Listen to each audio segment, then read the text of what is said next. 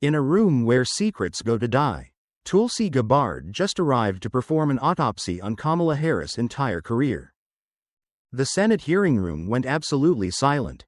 Tulsi Gabbard, now serving as Director of National Intelligence, sat at the witness table with the calm intensity of a soldier who had seen things that most politicians couldn't imagine.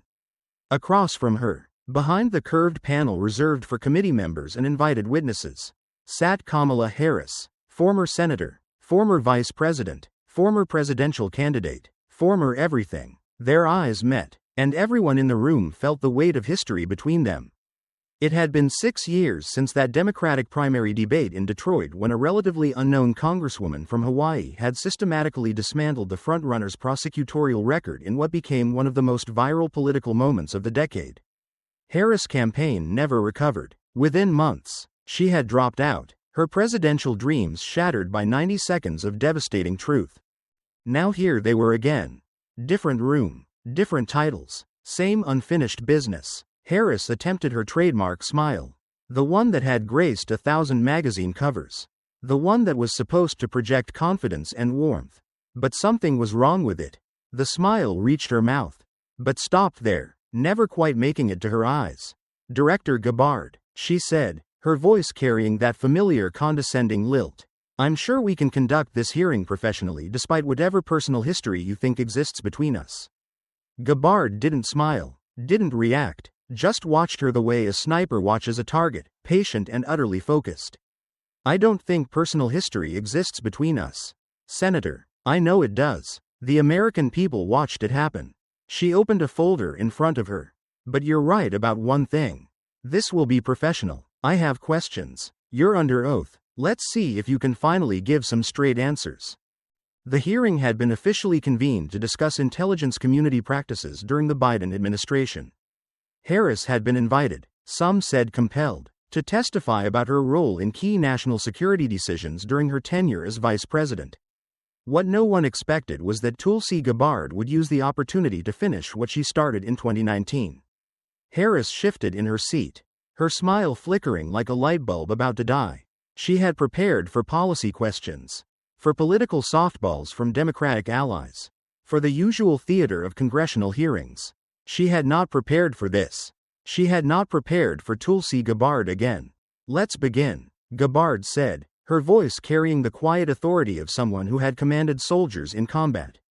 "I'd like to revisit some old ground first, since you never really answered my questions last time." The atmosphere in the room turned brittle, as if the very air were crystallizing into shards of glass. Gabbard's hands, steady and rhythmic, began to sort through a dossier that looked less like a government report and more like a bill of indictment.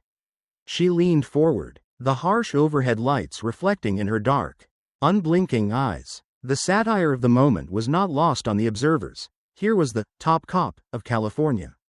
A woman who had spent a career putting others behind bars, now finding herself in the crosshairs of a woman who actually understood the meaning of a chain of command.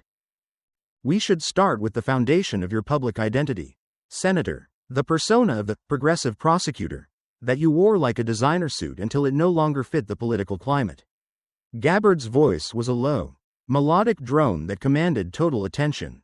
"In 2019, I asked you about the 1.500 people you sent to prison for marijuana violations.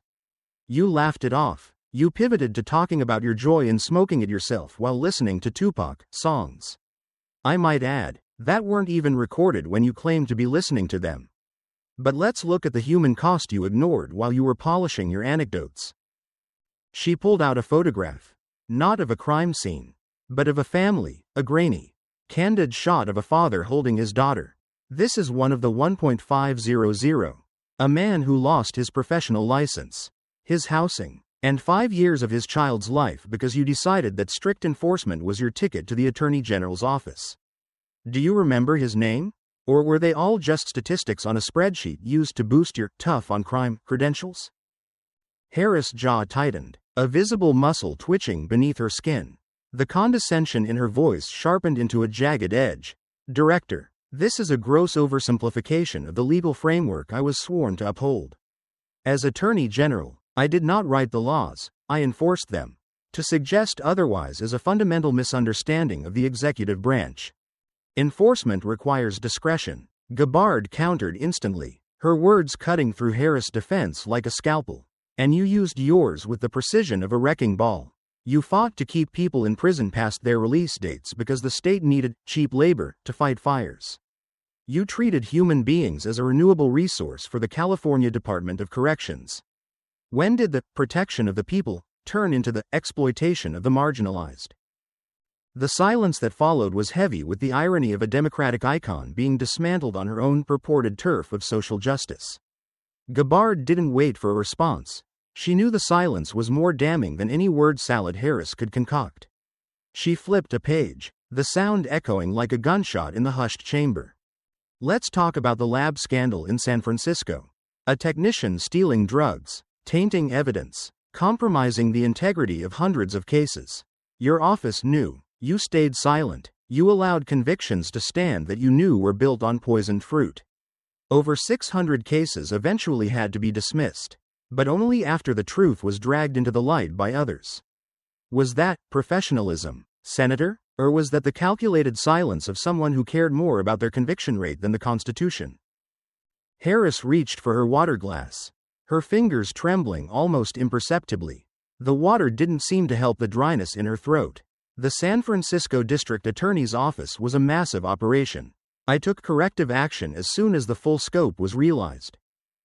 Corrective action usually implies an apology to the victims, Gabbard said, her tone dripping with a quiet, lethal sarcasm. But I've noticed a pattern in your career. You never apologize. You never admit a mistake.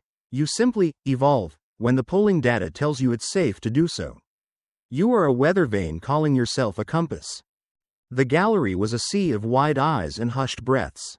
The Democratic senators on the panel looked as though they wanted to intervene. But Gabbard's position as DNI gave her a shield of authority that was difficult to pierce. This wasn't a partisan attack, it was a clinical deconstruction of a record that had been shielded by the media for far too long. Gabbard leaned back, her silhouette framed by the mahogany paneling of the room. The American people were told you were the future of the party.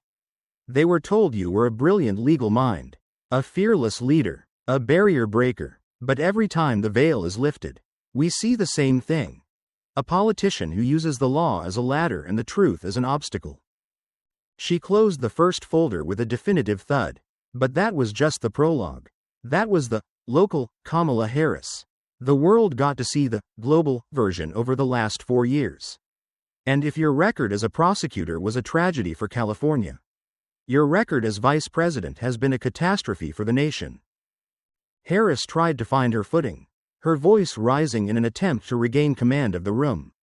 I have served this country at the highest levels of government. I have sat in the Situation Room. I have met with world leaders. My record as vice president is one of strengthening alliances and addressing the root causes of. The root causes, Gabbard interrupted, a faint, cold smile finally appearing on her lips. Yes, let's talk about root causes. Specifically, let's talk about the border. Because while you were busy looking for root causes in Central American jungles, 10 million people were finding the actual cause at our wide-open southern border. And they found it because you invited them. The tension reached a fever pitch. The cameras zoomed in, capturing the beads of sweat forming on Harris' brow. The 2019 ghost wasn't just in the room, it was leading the interrogation. Gabbard reached for the second, thicker folder, and the room seemed to hold its collective breath. The reckoning had only just begun. The top cop of California finally met a judge she couldn't bribe with a laugh. And a jury she couldn't distract with a word salad. The air in the hearing room didn't just feel thin, it felt radioactive. Tulsi Gabbard reached for the second folder. A thick, black-bound dossier that seemed to radiate the heat of the Chihuahuan desert. As she opened it, the high-resolution monitors surrounding the room flickered to life, displaying a thermal map of the US-Mexico border. It looked like a bleeding wound, pulsing with red heat signatures of thousands moving north. Gabbard didn't look at the screens, she kept her eyes locked on Harris, who was now meticulously adjusting the microphone she had already adjusted 3 times. The fidgeting was a silent scream of discomfort. In March 2021, you were handed a mandate. Gabbard began, her voice dropping into a register of deceptive softness. The president didn't just ask you to help, he anointed you the border czar. He gave you the keys to the most critical national security crisis of our generation. You were tasked with finding the root causes of illegal migration. It's been 4 years, Senator. Should we talk about what you found? Or should we talk about what you ignored? Harris straightened her spine, attempting to summon the ghost of her vice presidential authority. Director, as I have stated numerous times, migration is a complex, hemispheric challenge. We have focused on strengthening democratic institutions in the Northern Triangle, investing in economic opportunities so people don't feel the need to. I didn't ask for the brochure, Senator. I asked for results. Gabbard's voice cut through the air like a razor. Let's look at the root cause of the 10 million illegal crossings that occurred on your watch. 10 million. That is more than the population of 38 individual U.S. states. Is the root cause perhaps the fact that the world heard your administration's rhetoric and realized the front door was not just unlocked, but off its hinges? Gabbard tapped a button, and a new image appeared. A sprawling tent city in Eagle Pass. A sea of discarded documents and desperate faces. You waited 93 days to even visit the border after being appointed. And when you did, you went to El Paso, a sanitized, controlled environment hundreds of miles away from the actual chaos. It's the equivalent of a general visiting a 5-star hotel in the rear while their troops are being slaughtered on the front lines. Were you afraid of the dust? Or were you afraid of the truth? The satire of Harris' root causes strategy was laid bare. While she was hosting roundtables in climate-controlled rooms in Guatemala, the reality of her failure was being measured in human lives and tactical collapse. I have traveled to the region, Harris interjected, her voice rising in a defensive pitch. I have sat with leaders. I told them, quite clearly, do not come. I was criticized by the left for being too harsh, and by the right for. You told them, do not come, while your policies whispered, welcome. Gabbard countered, you are the vice president of the United States, not a travel agent. Your job wasn't to give speeches, it was to secure the sovereignty of this nation. Instead, you presided over the largest surrender of territorial control in American history. Cartels now decide who enters this country. They have a more organized processing system than your administration does. Does it bother you that human traffickers are more efficient at their jobs than you were at yours? The room gasped. It was a brutal, unvarnished indictment. Gabbard pulled a chart from the folder, a jagged line of deaths. Not from drowning, but from poisoning. Let's talk about the silent killer that you allowed to hitch a ride on this crisis. Fentanyl. Gabbard's voice became somber, heavy with the weight of the 100,000 Americans who died last year alone. Every kilo that crosses that porous border is a death sentence for someone's son or daughter. You were the point person. The buck was supposed to stop with you. But instead of stopping the drugs, you spent 4 years playing word games. You called the border secure, while the morgues were overflowing. Was that a lie, or are you truly that disconnected from the intelligence reports I see every morning? Harris' face was now a mask of rigid, suppressed fury. She went for the pivot, the classic, circular rhetoric that had become her signature. When we talk about the drug epidemic, we must look at it through the lens of a public health crisis, a law enforcement crisis, and a global supply chain. It is a crisis. Senator, Gabbard interrupted, leaning forward until she was nearly whispering into the microphone. It's a leadership crisis. In the Army, if I lost a fraction of the assets you've lost, and by assets, I mean American lives, I would be stripped of my rank and court-martialed. You, however, expect a promotion. You laughed when reporters asked if you were going to visit the border. You laughed. 100,000 dead, communities decimated, and your first instinct was that cackle. Tell me, what part of a grieving mother's story do you find so hilarious? The silence that followed was deafening.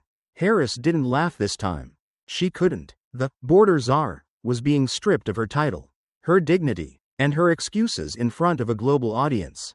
The Kriegspiel of Washington politics had met the cold reality of a soldier's scrutiny. And for Kamala Harris, the mirage was finally evaporating. You didn't fail because the problem was too big, Gabbard concluded, tossing a photo of a fentanyl victim's funeral onto the table. You failed because you didn't care enough to try. You prioritized the optics of compassion over the reality of protection. And the American people paid the price in blood. Gabbard closed the folder. The border section was over. But the wreckage was just beginning to pile up. The second folder hit the mahogany table with a hollow thud that echoed through the chamber, signaling the end of the border autopsy. Tulsi Gabbard didn't pause for breath. She reached for a third dossier, one bound in a striking, clinical white cover. While the previous folders had dealt with external failures, the casualties of the courtroom and the chaos of the border, this one focused on the rot within the vice president's own walls. Gabbard leaned back, her eyes narrowing as she studied Harris. The former vice president was currently engaged in a desperate performance of composure, scribbling nonsense notes on a yellow legal pad to avoid eye contact. Leadership is not a title, Senator. It is an influence, Gabbard began, her voice carrying a satirical edge that made the Democratic aides in the back row visibly flinch. I've commanded soldiers in Iraq. I know what it looks like when a unit trusts its leader. I also know what it looks like when a commander is so toxic, so utterly devoid of vision, that their subordinates would rather face a court-martial than spend another day in their presence. Gabbard flipped the folder open. Let's discuss the revolving door that was your office. In 4 years, you experienced a staff turnover rate of over 90%. That's not just political churn. That is a mass exodus. Your original senior staff didn't just move on to better opportunities. They fled as if the building were on fire. Why is it that the people who knew you best, the ones who saw you behind the curtain every single day, couldn't wait to get away from you? Harris didn't look up from her pad. The vice president's office is an incredibly high-pressure environment. Director, it is natural for talented individuals to seek new challenges after serving their country at such an intense level. Natural? Gabbard's laugh was short, sharp, and entirely devoid of humor. It's not natural for 4 communications directors to vanish in 2 years. It's not natural for your aides to describe working for you as a soul-destroying experience to the national press. Those aren't my words, Senator. Those are the words of the people you handpicked to represent you. She pulled out a printed article from the Washington Post. The headline highlighted in neon yellow. Staffers described an environment of constant prep to fail. They claimed you wouldn't read the briefing materials, then berated them when you looked unprepared in meetings. You demanded absolute loyalty but offered only blame in return. In the military, we call that a failure of command. In Washington, apparently, we just call it the Harris style. The room felt the sting of the critique. This was the dark underbelly of the girl boss narrative the media had spent years constructing. Gabbard was peeling back the layers of the celebrity politician to reveal a vacuous interior where ego had replaced execution. But the staff departures are just a symptom, Gabbard continued, her tone shifting from biting sarcasm to a heavy, disappointed gravity. The real question, the one the American people have been asking for 4 years, is what were they even working for? I want to give you a platform right now, under oath. Tell this committee, and the millions watching at home, what was your single greatest achievement as vice president? What is the one thing you did that made the life of a single American family better? The question hung in the air, vibrating with the force of its simplicity. It was the ultimate gotcha, because it wasn't a trap, it was an open door. And yet, Harris stood at the threshold, paralyzed. Her mouth opened, and for a moment, the familiar word salad began to wilt. I have worked in close lockstep with the president on a wide range of initiatives. From the Inflation Reduction Act to our historic investments in. Those were the president's bills. Gabbard cut in, her voice flat. I'm asking about you, your signature initiative. Every vice president has one. Pence had space and the pandemic task force. Biden had the cancer moonshot and the stimulus. What was the Kamala Harris legacy? Aside from being the first woman of color to occupy the office, what did you actually do with the power you were given? Silence, not a brief pause for reflection, but a long, agonizing void that stretched until it became uncomfortable for everyone in the room. Harris' eyes darted to the Democratic senators on the committee, her silent plea for a point of order or a distraction going unanswered. Is it possible? Gabbard said. her voice dropping to a sympathetic whisper that felt more insulting than a shout. That there is no answer? That you spent 4 years focusing on the optics of the office while ignoring the obligations? You attended the summits, you gave the speeches, you wore the power suits. But when it came time to actually lead, there was nothing. Gabbard pulled out a final sheet from the folder, a list of the countries Harris had visited. You went to Southeast Asia, you went to Europe, you went to Africa, and in every single location, the reports were the same: vague platitudes, awkward laughter, and a total lack of substantive policy outcomes. You weren't a diplomat, you were a tourist with a motorcade. The satire was reaching its peak. Harris attempted a final, desperate pivot. Leadership is about the collaborative process of bringing people together to have the conversations that need to be had so that we can. Stop, Gabbard said, just one word, but it had the force of a physical blow. The conversation about the conversation is over. The American people are tired of the word games. They're tired of the laughter that hides a lack of substance. They're tired of the soul-destroying toxicity you call an office. Gabbard shut the white folder. The image of the hollow vice president was now etched into the record. Harris sat there, her signature smile a distorted wreck of its former self. She had been vice president for 4 years. Yet in this room, under this scrutiny, she looked like a stranger to the very concept of service. You had the second highest office in the land, Gabbard concluded, and you used it as a mirror to look at yourself, rather than a window to look at the people. That isn't just a failure of leadership, Senator, it's a tragedy of wasted potential. Gabbard reached for the fourth folder, the one that would change the tone of the hearing from professional failure to constitutional betrayal. The room braced itself. The soul-destroying part was over. The truth-destroying part was about to begin. The transition was instantaneous. Tulsi Gabbard moved the previous folders aside, clearing a space on the table as if preparing for a surgical procedure. The next dossier was bound in deep crimson, a color that felt ominous under the fluorescent hum of the Senate chamber. The light, satirical tone of the previous hour evaporated, replaced by a gravity that felt heavy enough to collapse the floor beneath them. This was no longer about administrative incompetence or lack of charisma. This was about the structural integrity of the American presidency itself. Gabbard leaned in, her voice dropping to a low, rhythmic cadence that forced every person in the room to hold their breath to hear it. Senator, we have discussed your record in California and your failures at the border. But now we must address something far more consequential. We must talk about the oath you took to the Constitution, and the moment you decided that your party's survival was more important than the nation's security. She pulled out a single, high-resolution photograph from the folder. It was a candid shot from a G7 summit, President Biden. Looking frail, being gently guided by a staffer away from a group of world leaders he seemed to have forgotten were there. As Director of National Intelligence, I review the same briefings that were once placed on your desk. I speak to the same physicians, the same security details, and the same foreign intelligence assets who watched, in real time, the steady cognitive decline of the commander-in-chief. Harris' hand moved instinctively to her neck, a defensive gesture that betrayed a sudden spike in adrenaline. The president's health is a matter of public record. Director, he has been transparent. His doctors have issued summaries. And any suggestion. Transparency is a word you use to hide the truth, not reveal it. Gabbard interrupted, her words cold and precise. Let's look at the timeline of the deception. February 2024, Special Counsel Robert Hur releases his report.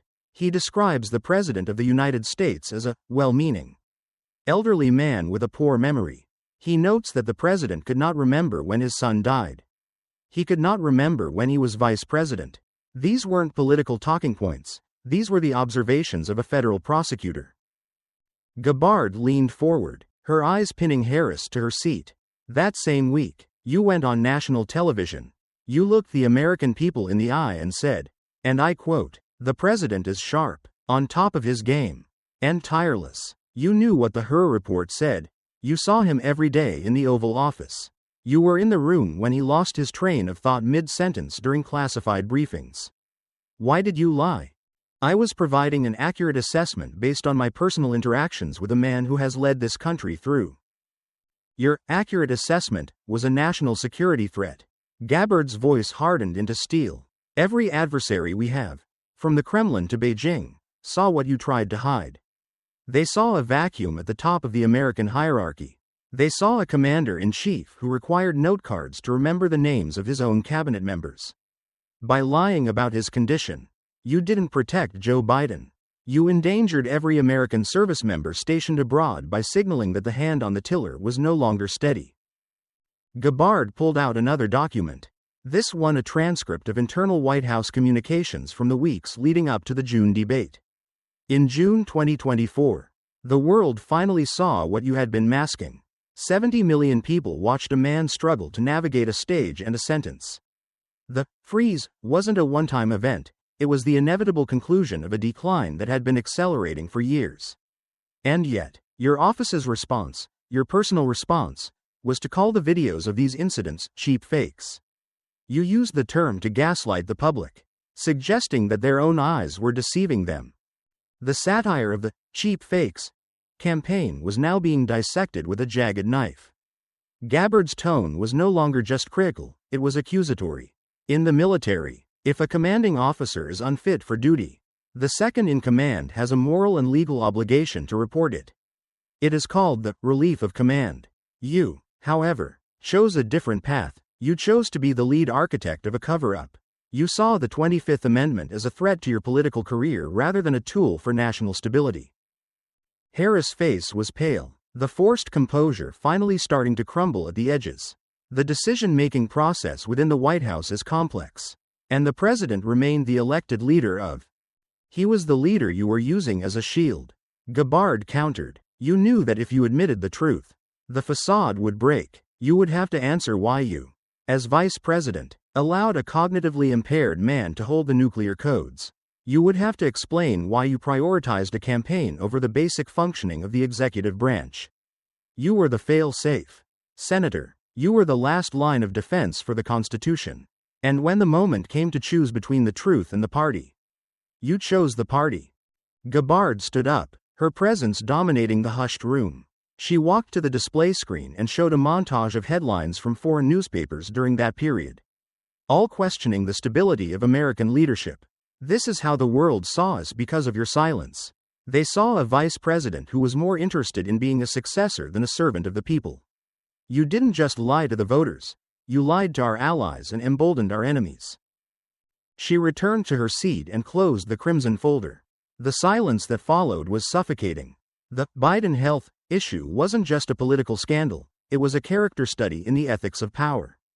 Gabbard had stripped away the talking points to reveal the cold, calculated ambition that had kept the secret. You had 1.460 days to be honest with the people who elected you. Gabbard concluded, you chose to spend every one of them maintaining a fiction. In my world, that's called a betrayal of the mission.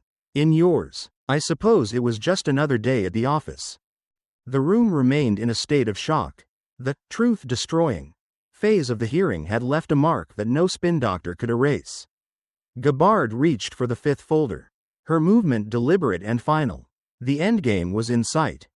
The transition from the grand narrative of national betrayal to the visceral, human reality of the moment was jarring.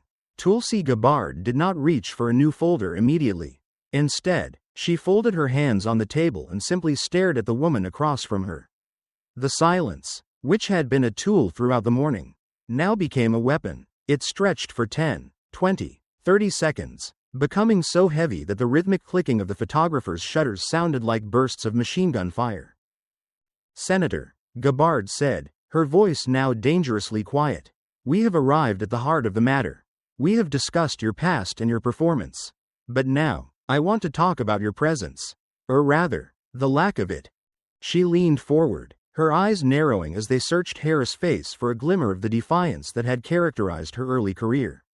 For years, you have relied on a specific set of tools. The rehearsed laugh to deflect a difficult question. The word salad, to obfuscate a lack of preparation. And the condescending lilt to silence a critic. But today, those tools have failed you.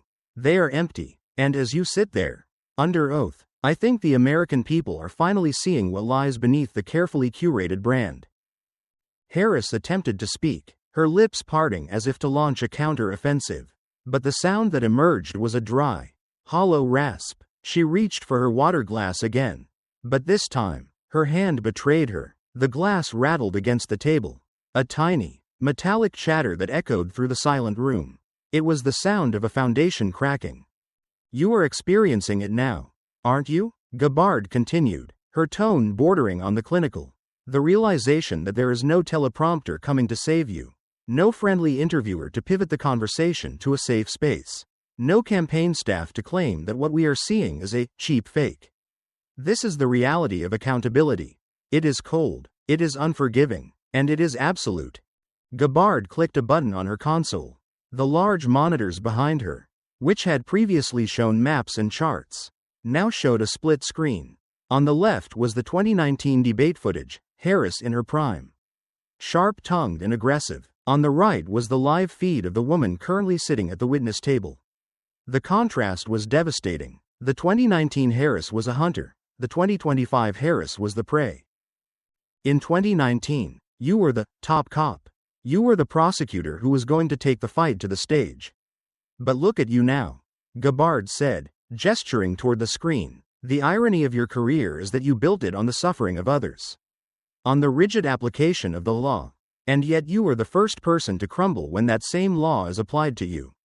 You prosecuted people for marijuana while you laughed about using it. You kept people in prison while you ignored evidence of their innocence.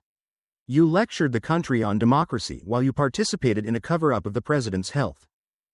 The satire of the moment was reaching its zenith. Gabbard was no longer just asking questions, she was performing an exorcism of a political persona. "I've seen this look before, Senator. I've seen it in the eyes of soldiers who have lost their way.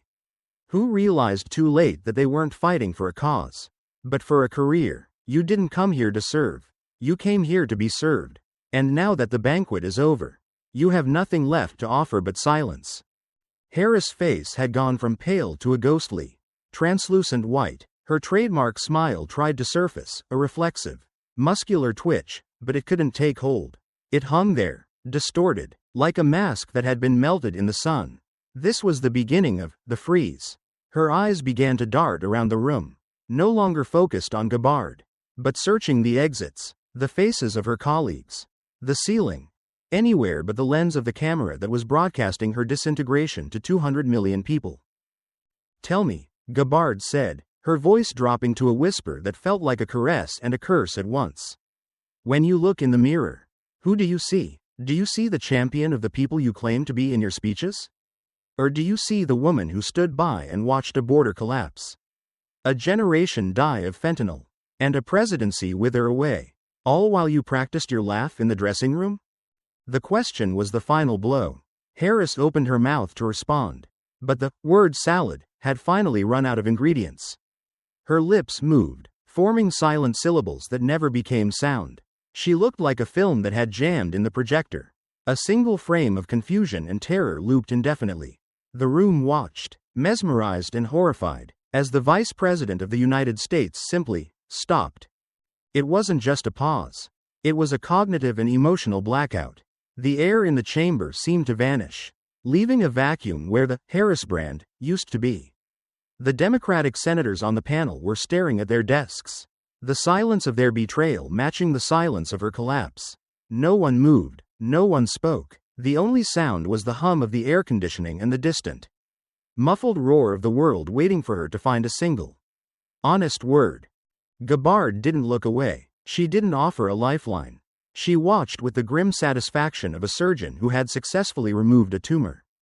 "The silence is your most honest answer in 6 years, Senator," she said quietly. "It's the only thing you've said today that the American people can actually believe."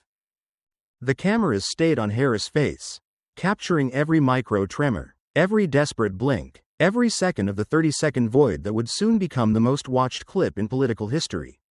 The top cop was gone. The border czar was gone. All that remained was a politician who had finally run out of things to say because she had finally run out of lies to tell. Gabbard leaned back, her task nearly complete. The reckoning had reached its physical manifestation. The freeze was not an accident, it was the inevitable destination of a career built on sand. The silence in the hearing room was eventually broken not by a voice, but by the synchronized vibration of 1,000 smartphones. Even before Tulsi Gabbard had gathered her files, the freeze had escaped the physical confines of the Senate and entered the digital bloodstream of the planet. It was a viral event of such magnitude that it seemed to strain the very infrastructure of the internet. The footage of Kamala Harris, lips parted, eyes vacant, the trademark smile hanging like a broken shutter, was no longer just a piece of political testimony. It had become a cultural artifact, a Rorschach test for a failing establishment. Within minutes, the clip had been sliced, subtitled, and uploaded to every platform from Tokyo to Berlin. The satire was relentless. On TikTok, Gen Z creators juxtaposed the 30 seconds of silence with the upbeat, nonsensical word salads of her previous speeches, creating a dissonant symphony of political absurdity. The hashtag the freeze trended at #1 globally, surpassing major sporting events and international crises. It was the ultimate democratization of a downfall. The public didn't need a pundit to explain what they were seeing. They were watching the literal evaporation of a political soul in high definition. The mainstream media, which had spent years acting as a protective phalanx around the vice president, found themselves in a state of chaotic retreat.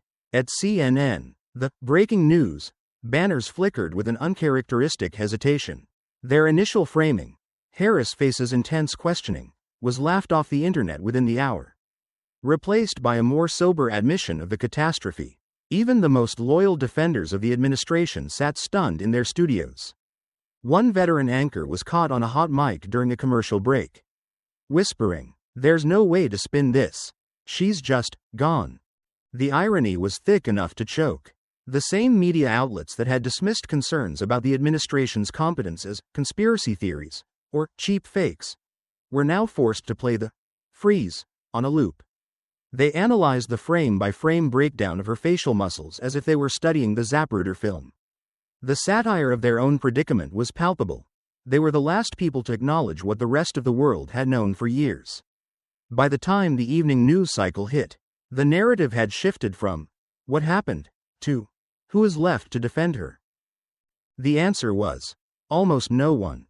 The Democratic establishment, always sensitive to the scent of political death, began a process of rapid, clinical distancing. Behind the scenes, the donors, who had fueled Harris' rise, the Silicon Valley titans and Wall Street moguls, quietly closed their checkbooks.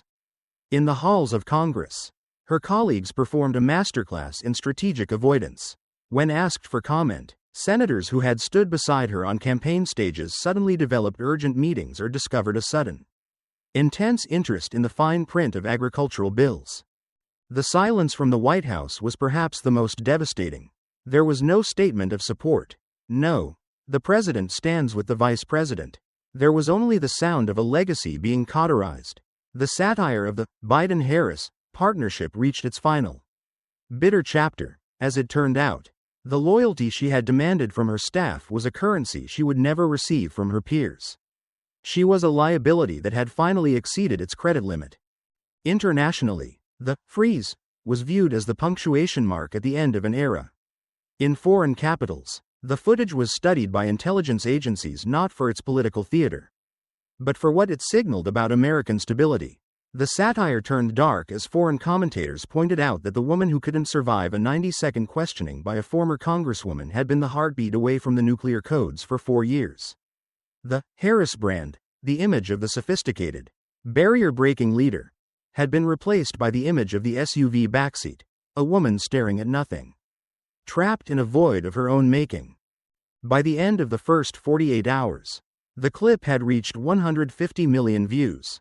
It was a digital wildfire that no amount of PR foam could extinguish. The freeze had become a shorthand for the perceived hollowness of the entire political class. It wasn't just about Kamala Harris anymore, it was about the system that had elevated her, protected her, and then stood by as she disintegrated under the weight of a few honest questions. Tulsi Gabbard hadn't just ended a career, she had triggered a systemic collapse of a manufactured reality. The final satire of the week came from Harris' own camp, a short, written statement that read like a telegram from a ghost ship. It mentioned continued service and focusing on the work. But it was released to an empty room. The world had already moved on. The cameras were already looking for the next thing. The freeze was no longer news, it was history. The aftermath of the hearing did not resemble a political transition, it resembled a sudden, quiet evaporation. There were no grand farewell speeches from the steps of the Capitol. No tearful press conferences surrounded by loyal aides. And no defiant vows to return. The freeze had been so absolute, so psychologically final, that the traditional rituals of political exit felt redundant. Kamala Harris did not leave the stage so much as she faded into the gray background of history. A ghost of an administration that the world was already eager to forget. In the 3 weeks following the testimony, the silence that had begun in the hearing room expanded to encompass Harris' entire life. The invitation for a multi-million-dollar book deal, once considered a certainty, was retracted via a brief, cold email from the publisher's legal department, citing shifts in market viability.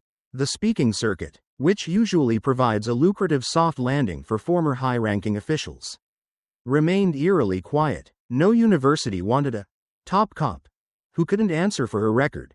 No corporate gala wanted a border czar who had become a global meme for incompetence. The satire reached its tragicomic peak when a group of former staffers, many of whom had described their time in her office as soul-destroying, organized a private dinner in D.C. It wasn't to mourn her career, but to celebrate their own survival. The Harris office had become a badge of trauma, a shared ordeal that bonded a generation of young Democrats who had seen the emptiness behind the smile and lived to tell the tale. The final image the public would ever see of Kamala Harris was captured by a lone freelance photographer standing outside a private residence in Georgetown. It was a rainy Tuesday, the kind of day that turns the marble of Washington into a dull, oppressive slate. Harris was stepping into the back of a black SUV, no longer a motorcade, just a single vehicle. For a split second, she paused and looked back at the city that had once hailed her as the inevitable future. The photographer caught her expression. The frozen smile was gone, replaced by a look of profound, hollow bewilderment. She looked like a traveler who had reached the end of a long road only to realize she had been walking in the wrong direction for 30 years. As the door closed, the tinted glass turned her into a shadow, and then she was gone. Meanwhile, Tulsi Gabbard did not linger to savor the wreckage. There were no victory laps on cable news. No, "I told you so" posts on social media. She returned to the office of the Director of National Intelligence with the same disciplined, economical focus she had brought to the hearing. To Gabbard, the destruction of Kamala Harris' career was not a personal triumph, it was a mission requirement. A soldier's duty is to clear the path of obstacles that threaten the security and integrity of the unit, and in her view, Harris had been a primary obstacle to the American people's right to the truth. A month after the hearing, Gabbard was seen in Hawaii, back on the beaches where her journey had begun. A local reporter caught up with her during her morning run, asking if she felt any remorse for the execution of a fellow woman in politics. Gabbard stopped, the Pacific wind whipping her hair, her eyes as clear and unyielding as the ocean. Gender and politics are the distractions the powerful use to avoid accountability, Gabbard said, her voice steady and devoid of malice. I didn't destroy her career. Her own choices did. I simply provided the mirror. If she didn't like what she saw, she should have lived a life that reflected a different truth. When asked what would happen next, Gabbard simply looked toward the horizon. The era of the word salad is over. The era of the empty smile is over. From now on, if you want to lead this country, you'd better be prepared to answer the questions. Because if you aren't, someone will eventually come along who isn't afraid to ask them. She turned and continued her run, disappearing into the mist of the shoreline. Behind her, the political landscape of America had been irrevocably altered. The top cop was a footnote. The border czar was a cautionary tale, and the woman who had brought them both down was already focused on the next threat, the next mission, and the next truth. The ledger was finally balanced. The business that began in Detroit was finished.